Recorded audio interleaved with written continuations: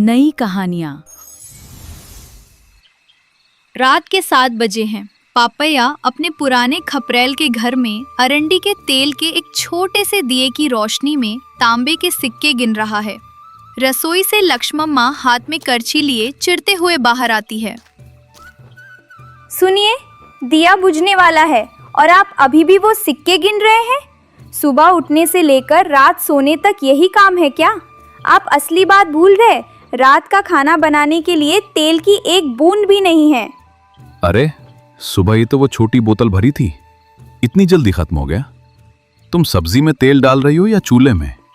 पता है अरंडी के तेल की कीमत क्या है? ऐसे इस्तेमाल करोगी तो जायदाद कपूर की तरह उड़ जाएगी। हे भगवान, हथेली में आ जाने वाली उस बोतल का तेल 1 हफ्ते तक कैसे चलेगा? पड़ोस में सुब्बम्मा के घर से रोज खुशबूदार खाने की महक आती है और हमारे घर में रोज मार और चटनी। आपकी कंजूसी देखकर पूरा गांव हंसता है। हंसने दे, उन्हें पैसे की कीमत क्या पता। एक तांबे का सिक्के कमाने में कितना पसीना बहाना पड़ता है ये मुझे पता है। अगर मैं भी उनकी तरह अय्याशी करता तो अब तक कटोरा हाथ में आ जाता। मेरे पास से एक फूटी कौड़ी भी नहीं गिरेगी। तो अब क्या करूं? बिना छौंक के निवाला गले से कैसे उतरेगा? कम से कम चटनी बनाने के लिए तो तेल होना चाहिए ना? आज बिना तेल के ही खाना बना लो। उस इमली के पानी में थोड़ा ज्यादा पानी डालकर रसम बना लो। गर्मा गर्म पियोगे तो वही महाप्रसाद है।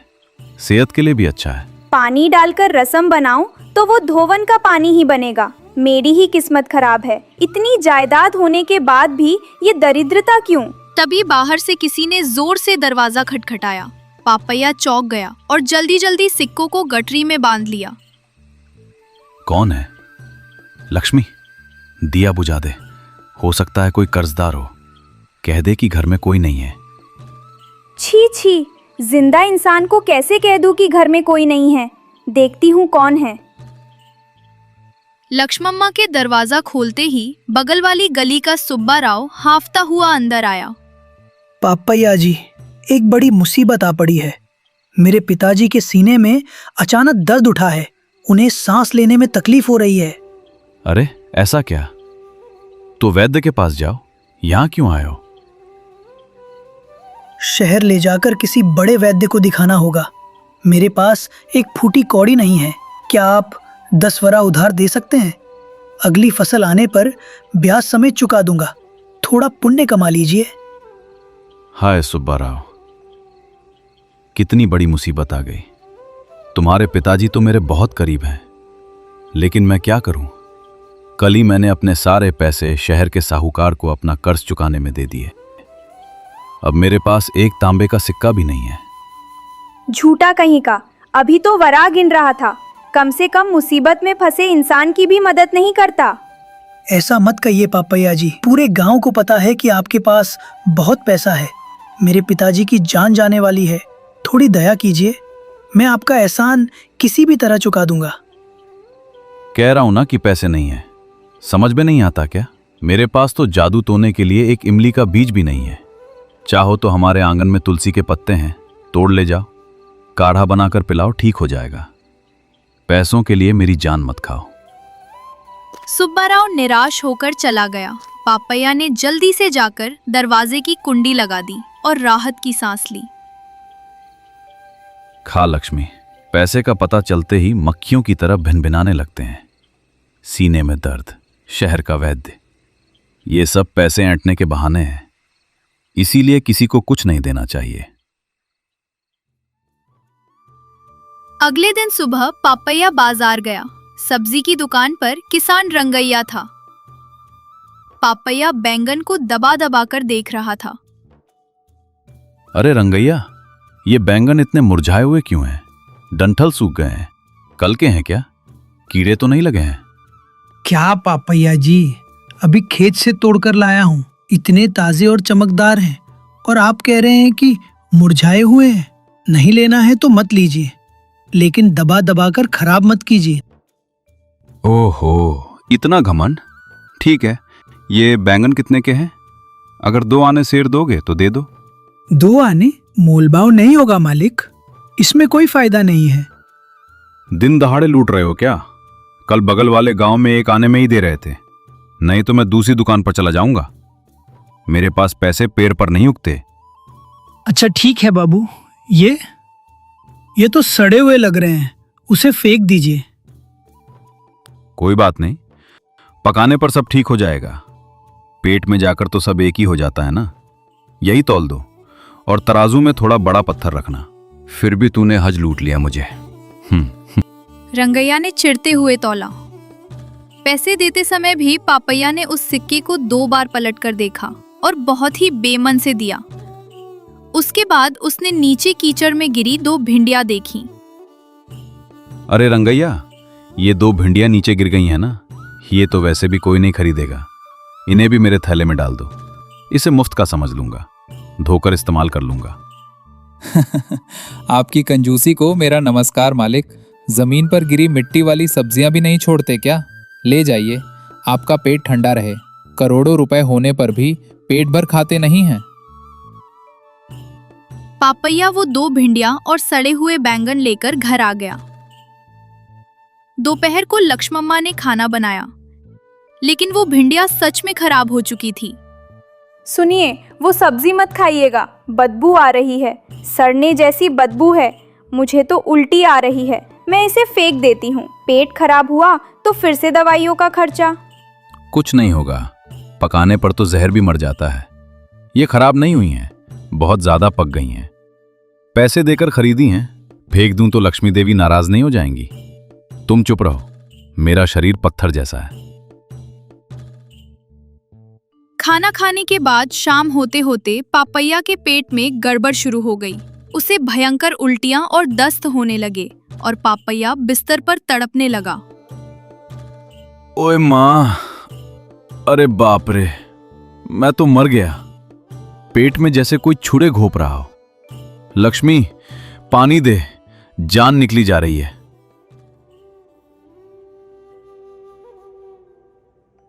मैंने तभी कहा था ना कि वो सब्जी मत खाइएगा। सुना आपने? अब देखिए क्या हो गया। चलिए, गांव के वैद्य राम शास्त्री जी के पास चलते हैं। नहीं, वो राम शास्त्री अगर नब्ज भी पकड़ ले तो 5 वरा ऐंठ लेगा। मेरे पास इतने पैसे नहीं हैं। थोड़ा सोंठ का काढ़ा बना कर ले आ, उसी से ठीक हो जाएगा।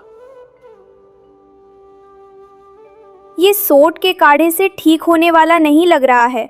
अपना चेहरा तो देखिए, कैसा पीला पड़ गया है। आंखें पलटी जा रही हैं, जान पर बन आई है। मैं अभी जाकर वैद्य को बुलाती हूँ। सुबह होते होते पापैया की हालत और बिगड़ गई। खबर पाकर पड़ोसी कोटैया आया। कोटैया बहुत समझदार आदमी था और कई बार पापैया की कंजूसी पर चोट करने की ताक में रहता था।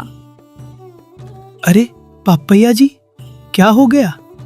आप तो बिल्कुल कंकाल बन गए हैं।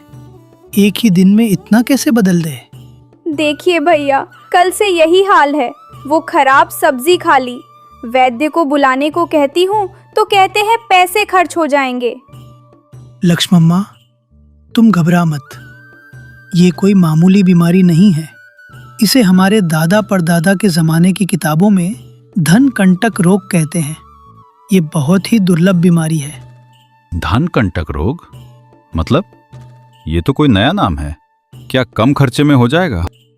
मतलब जो लोग पैसे खर्च करने के बजाय उसे बहुत ज्यादा जमा करते हैं, उस पैसे की गर्मी पेट में चली जाती है और आंतों को खा जाती है। क्या आपको अंदर सिक्कों की खनक सुनाई दे रही है? वो आवाज दिल की धड़कन को रोक देती है। इसका इलाज उस राम शास्त्री जी के पास भी नहीं होगा। हाय, फिर क्या उपाय है? क्या कम खर्चे में हो जाएगा? कोई जड़ी बूटी हो तो बता दे कोटैया। क्या मैं मर जाऊंगा? खर्चे की बात छोड़िए, सुनिए। अगर आप इस बीमारी से बचना चाहते हैं तो अपना आधा पैसा अपनी इकलौती बेटी सीता और दामाद गोपालम के नाम तुरंत कर दीजिए। उस दान के पुण्य से गर्मी कम होगी और ये रोग ठीक हो जाएगा। वरना आज शाम तक आप भगवान को प्यारे हो जाएंगे। आधी जायदाद? पागल हो गया है क्या? मेरी जान चली जाए तो परवाह नहीं, लेकिन अपनी जायदाद के टुकड़े नहीं होने दूंगा। वो गोपालम तो एकदम आवारा है। अगर मेरा पैसा उसके हाथ लग गया तो 1 हफ्ते में कपूर की तरह उड़ा देगा। नहीं बाबा नहीं। आपके बेटे तो हैं नहीं, सिर्फ एक बेटी है। वो गोपालम आपकी सारी जायदाद हड़प लेगा। कल को वो आपके पैसों से रेशमी कपड़े पहनेगा, हाथों में सोने के कड़े पहनेगा। क्या सब उसी का? मेरी पत्नी को नहीं मिलेगा? आपके बेटे तो है नहीं, सिर्फ एक बेटी है। वो गोपालम आपकी सारी जायदाद हड़प लेगा। कल को वो आपके पैसों से रेशमी कपड़े पहनेगा, हाथों में सोने के कड़े पहनेगा और घोड़ा गाड़ी में शान से घूमेगा। शहर में महल बनाकर अय्याशी करेगा और आप ऊपर से देखकर रोते रहेंगे। ये बात पापैया के दिल पर बम की तरह गिरी। जिस पैसे को उसने इतनी मेहनत से जोड़ा था, उसे उसका दामाद बेतहाशा खर्च करेगा। यही सोचकर उसे मौत से भी ज्यादा डर लगने लगा। नहीं नहीं कोटैया, मैं वो नजारा नहीं देख सकता। मेरे पैसे कोई और नहीं खा सकता। मैं ही जिंदा रहूंगा, मैं ही उसे भोगूंगा। कोटैया, वैद्य को बुला लाओ। जितना मांगेगा उतना दूंगा। मुझे जिंदा रहना है। उस गोपालम को एक फूटी कौड़ी भी नहीं मिलने। ये हुई ना बात। लक्ष्मम्मा, अब देर मत कर, जा वैद्य को खींच ला। थोड़ी देर में वैद्य राम शास्त्री आए और उन्होंने नब्ज देखी। कोई बात नहीं, पेट में खाने की गड़बड़ी है। जहर उतारने की दवा देता हूँ, 2 दिन में ठीक हो जाएंगे। लेकिन मेरी फीस 5 वराह और दवाइयों का खर्चा 2 वराह होगा। कुल 7 वराह अभी देने होंगे। 7 वराह? इतना खर्चा? कुछ कम नहीं हो सकता क्या वैद्य जी?